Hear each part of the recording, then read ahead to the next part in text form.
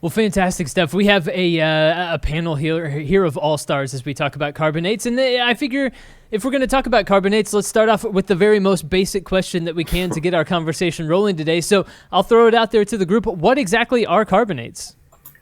So carbonate rocks are rocks that contain over 50% carbonate minerals. So these minerals are calcite, dolomite, and aragonite.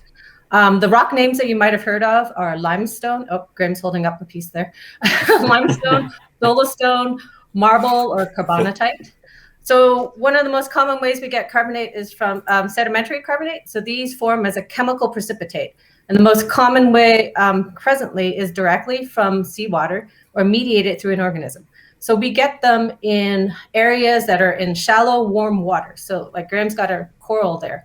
So we know these rocks as reefs. People like to swim, snorkel, scuba dive around them. And so mostly we have in the present day corals and other critters that have shells that are made of calcite or aragonite.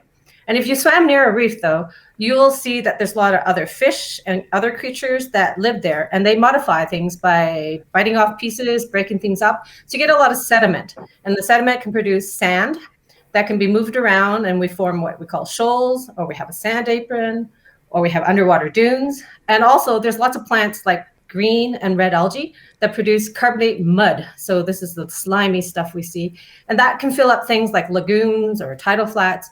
And all of these things to put together, we call carbonate rocks in the rock record.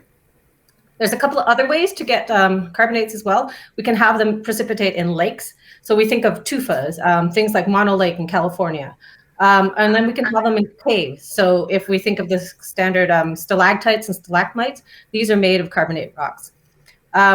If all of these rocks are subjected to burial or collisions in mountain belts or proximities to hot fluids like magmas, you can metamorphose them into what we call marbles or skarns. And then there's another category of weird rocks we'll talk about a little bit more, carbonate magmas, which form carbonatites when they solidify.